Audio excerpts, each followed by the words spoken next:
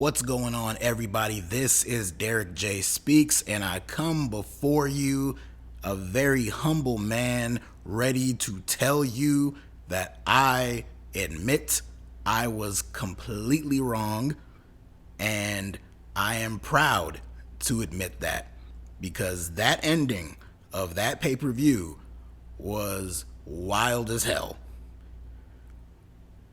Following the men's WarGames main event match, right at the end of the show, they even put the copyright logo right in the corner, a classic Triple H staple from his days in running NXT.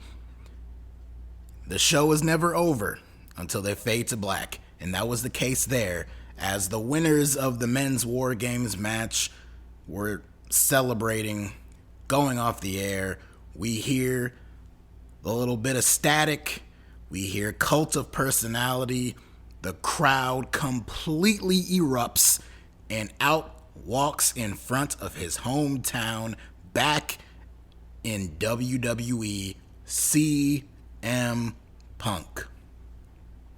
I gotta apologize to a lot of you people out there. You know the ones, you Punk fans out there, because I gotta admit, I was ready to come on here onto this review talking about Survivor Series, an overall really good pay-per-view. I was ready to, I'll put it pretty matter of fact, I was ready to talk some shit about you guys and giving your expectations up and expecting too much and getting upset if CM Punk didn't end up showing up in Chicago at Survivor Series. You know, all the reports were that he was not gonna be there. There was no real indication that he was going to be there, and I was ready to kind of point and laugh at a lot of you guys, but I stand here, well, sit here as I'm recording this, but I'm eating crow. I am eating my own words. I was one of many people who over the past few weeks, over the past few months, really, said, I do not expect CM Punk to be at Survivor Series. I know it's in Chicago. I know you hear people say, oh, he's definitely not going to be there. He's not going to be there. And the instinctive thing as a wrestling fan, when you hear this stuff, is to believe the complete opposite of that. And I give a lot of you people credit. Y'all were steadfast in your belief that CM Punk was going to be here, in your hope that CM Punk was going to be here. And he walked right out on that stage. He didn't do much.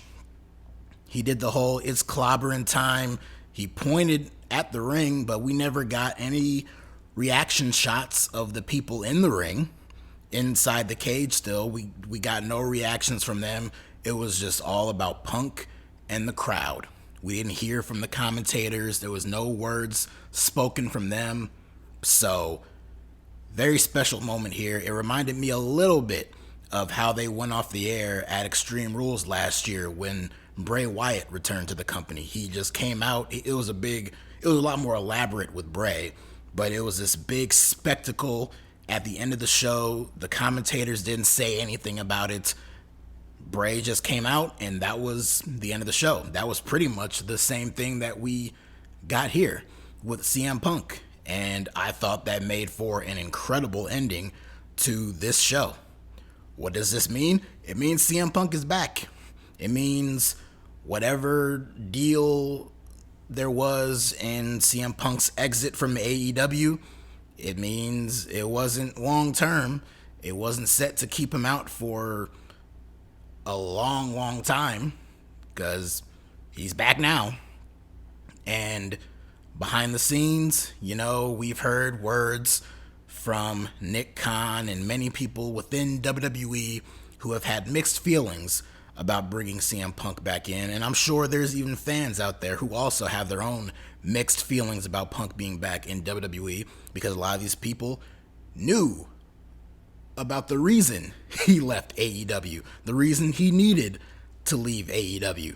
And as cool as that moment was, that does not undo all of that stuff. That those are still reports, those are still incidents, those are still in many cases, facts that we know about. So I don't know what the future holds for CM Punk being back in a WWE locker room. But clearly, the powers that be, that being Triple H, Nick Khan, all of these higher ups in this new conglomerate of WWE, Endeavor, all these people in these higher up positions, they still see value in CM Punk. CM Punk is a very big name. He is a very highly talked about, discussed, debated name. He is a very polarizing figure in the world of professional wrestling today. There's not a day, week, month that goes by that this man is not in the news for better or worse. Someone is talking about him, whether it's wrestlers, whether it's reporters, whether it's fans, whether it's Punk himself. This man is in the spotlight and has been a very prominently featured figure in the spotlight for the last couple of years now since he returned to pro wrestling. So we'll see what happens here, man. I don't know the implications, what his first feud is going to be, what that first promo is going to look like, what show, what brand will he be on? Will he be on Raw? Will he be on SmackDown? I can tell you right now, I expect him to probably end up floating between the two shows until he finds a spot. I expect him to be on Raw on Monday. I could definitely see him appear on SmackDown as well. I think Punk will not be home to one show over the other. I think the initial shock and surprise of Punk being here is going to get fans just running wild with speculations and theories and all that kind of stuff about what Punk's going to do now going forward. WrestleMania is several months away. You just know that his name is going to be mentioned in some big high-profile programs going forward. If I had to venture a guess, coming out of WarGames and seeing what they did, I don't see an exactly immediate opponent / feud right away for Seth Rollins and the World Heavyweight Championship on Raw. Could that be something? Perhaps. I don't know. I have no idea what to expect from here. I am really just in the here and now. I'm sure there's many people out there who can talk and discuss future implications of what CM Punk being back in WWE actually means, but for right now, I can admit that was a really cool moment because I genuinely didn't see it coming, and I spent a very long time not saying it every day to be an asshole or anything like that. I just truly believed that Punk was not going to be at Survivor Series. I never said he was not coming back to WWE at all, because I have learned very quickly over these last couple of years in the wrestling business, you can never say never in regards to anything. So I did expect Punk would be back in WWE at some point. I just did not think it was going to be at Survivor Series. But lo and behold, that's exactly what happened. So again, I admit I'm wrong. I apologize to all you diehard CM Punk fans who I was definitely ready to laugh at and make fun of a little bit. You know, that serves me right. So I apologize for that. You guys were right. All these people are going to be screaming, "I told you so," at the top of their lungs all night on Twitter and probably all week on Twitter and all social media platforms. And as obnoxious and annoying as I'm sure it'll get, they are well within their right to do so, because when a good chunk of all of the rest of us were saying you guys are crazy, you guys are setting yourselves up for failure, they came back and said, "We told you so." And Punk is back in WWE. And of course, that return came after one hell of a men's WarGames match to close out the show. The Judgment Day taking on the babyface team of the World Heavyweight Champion Seth Rollins, Cody Rhodes, Jey Uso, Sami Zayn, and of course the returning Randy Orton. They were running an angle throughout the show where Randy was not there. He didn't unite with the babyfaces backstage. He was not out there with them as they were waiting to come into the match. And so they were wondering, is Randy here? Is he going to show up? They were playing up the whole thing of the last time we saw him, he got taken out by Jey Uso and the Bloodline, which I also need to mention, Sami Zayn was also a part of the Bloodline during that. So both Jey Uso and Sami Zayn were responsible for Randy Orton being put on the shelf in storyline. But lo and behold, Randy did show up. The heels had the main advantage, so once they were all out there, they paved the way for Rhea Ripley to come out with Priest's Money in the Bank briefcase and another referee, and they were ready to cash in Damian Priest's Money in the Bank briefcase in the middle of this WarGames match on Seth Rollins. And that's when we had Randy Orton's theme music hit, and out he came to a thunderous pop that was very soon overtaken by CM Punk's pop at the end of the show. But Randy still got a huge ovation. Randy Orton came out there looking absolutely yoked. My boy is jacked to the gills. He looked huge. Randy Orton looked absolutely huge when he got into that ring and he came out there. He looked unbelievable, but he looks in great shape. You know, the reason he was gone so long is because he had a very serious back injury. And so to see him out there, he looked like he was having a blast. He wasn't out there very long. He hit a couple of spots. He joined up with the babyfaces. All the babyfaces hit their finishers. We had a very unbelievable ending scene where Sami Zayn and Seth Rollins are up on the very top of the cage with JD McDonagh. And they got JD held up there, and they basically chuck JD off of the top of the cage down into the waiting arms of Randy Orton with a thunderous RKO.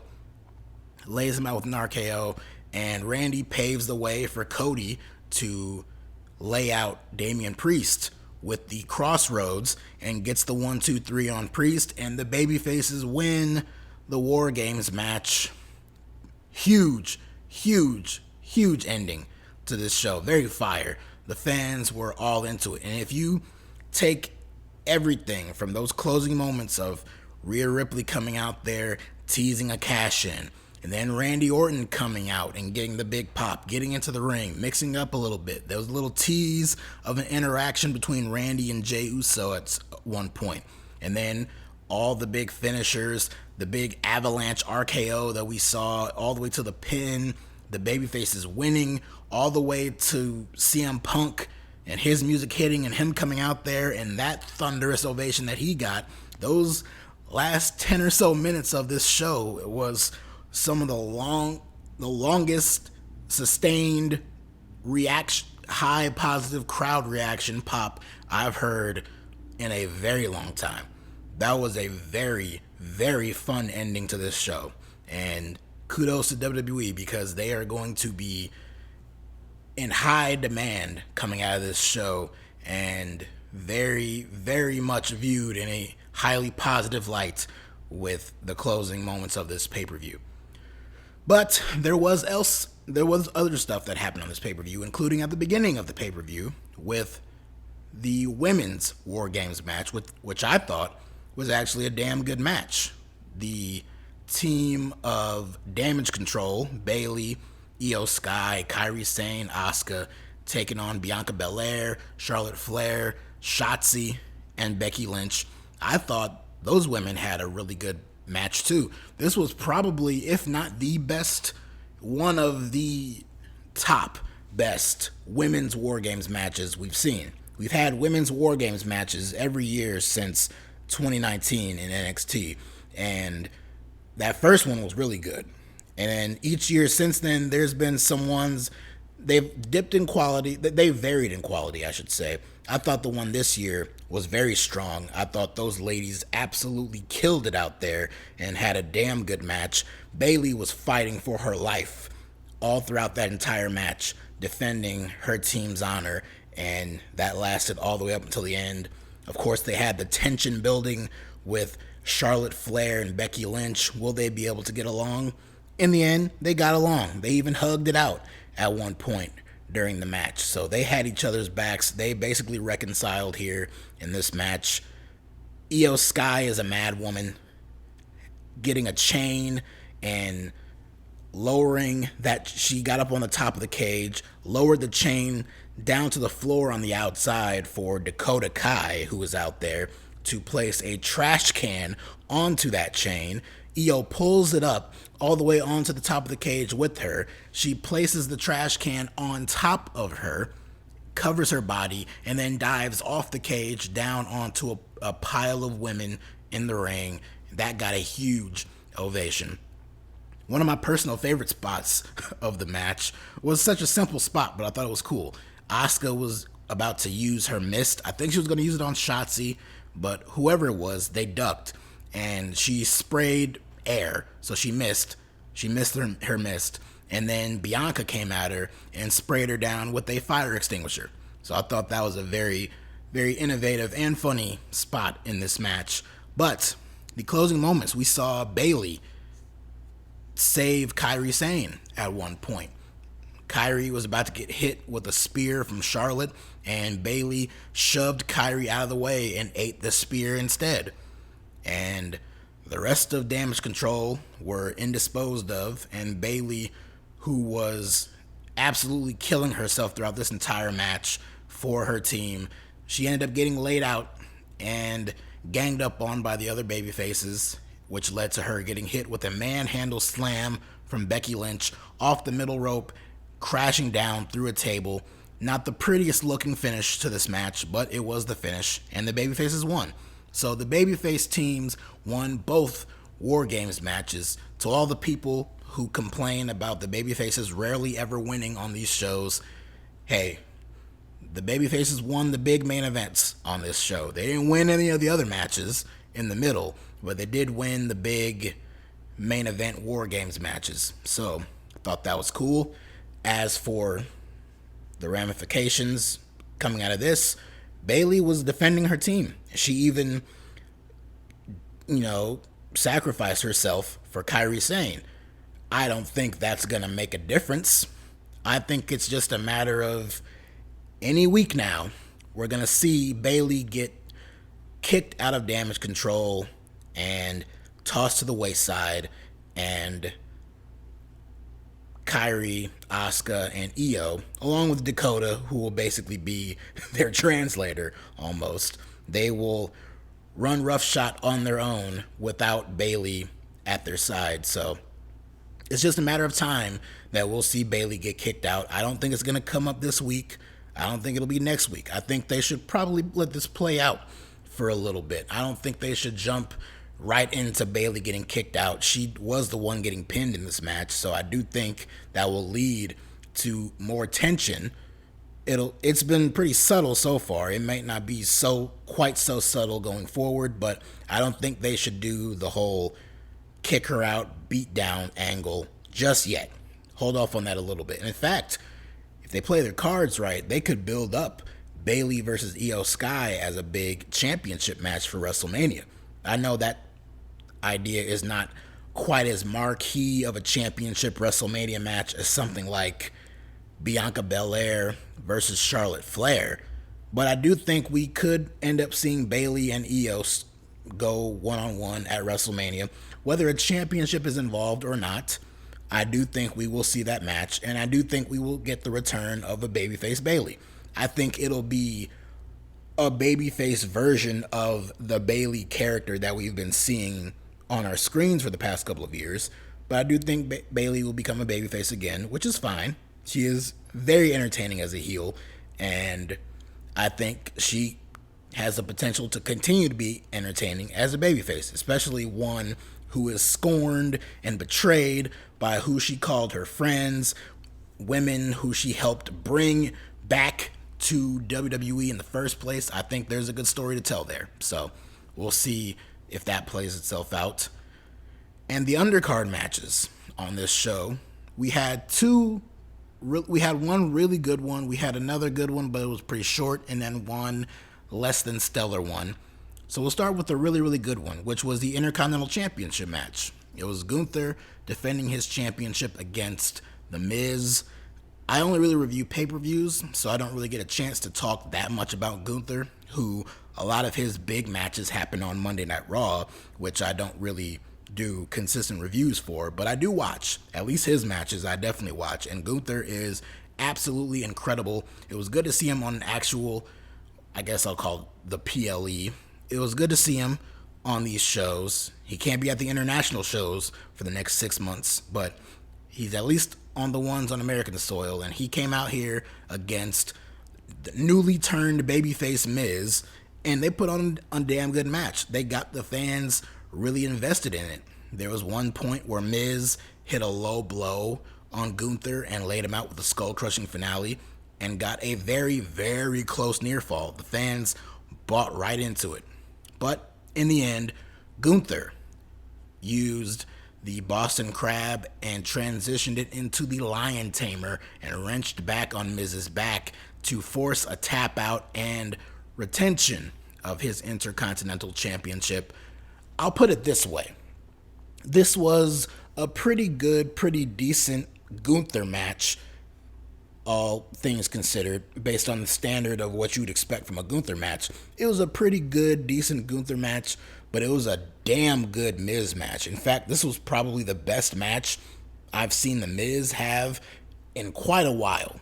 I know his matches against LA Knight were fine, but I can't think of the last time I saw the Miz in a match where it got me to genuinely care about it. And with some of the near falls and the way the crowd has been getting behind Miz in these only a couple of weeks that he's turned babyface, I thought they did a good job here. But it would not have been the right call to put the championship on the Miz. Gunther is doing tremendous work with that title, and it needs to continue for a little bit longer. Speaking of incredible work, Santos Escobar recently turned heel on Rey Mysterio and has been having a singles run. He was originally scheduled to face Carlito on this show, but they did an injury angle on SmackDown the night before, took Carlito out, placed Dragon Lee into the match. Dragon Lee from NXT debuted on SmackDown a couple of months ago. He's been ripping it up, having some pretty good entertaining matches on the undercard. And he went out there with Santos Escobar, who has been killing it on the microphone in his recent heel turn these last couple of weeks. He's been doing a great job.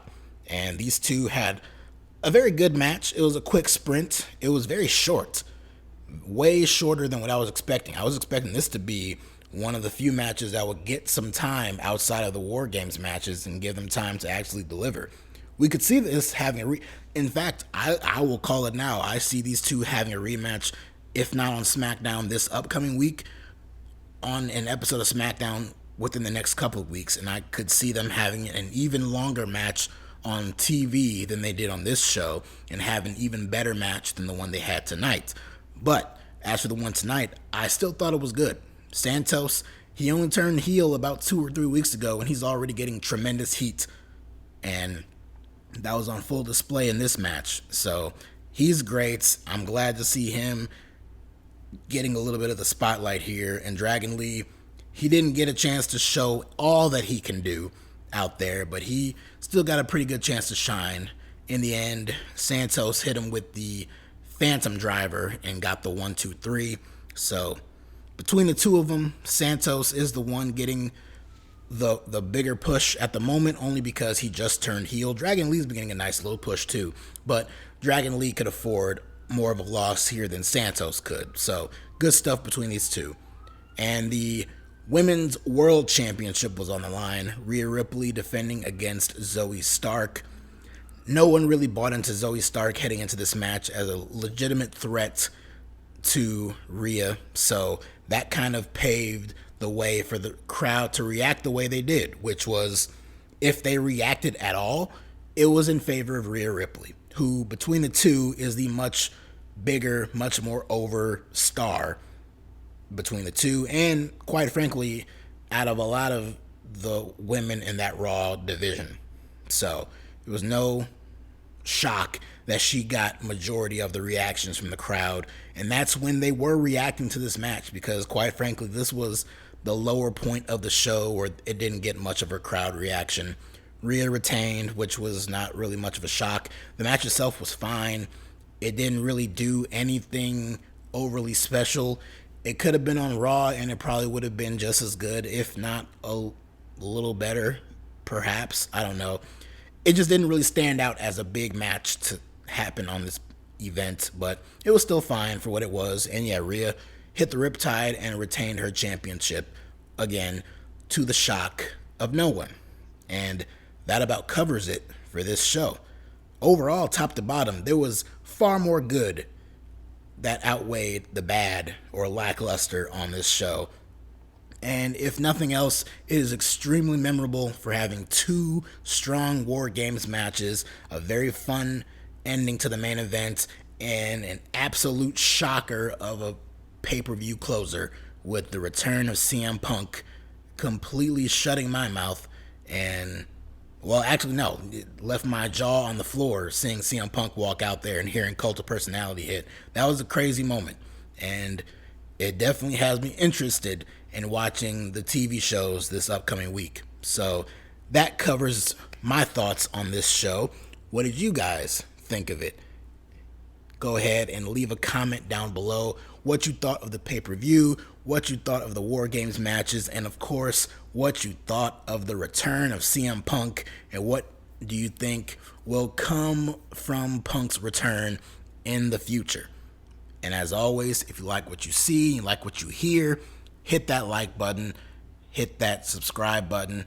Again, comment down below your thoughts and anything else you want to share with me.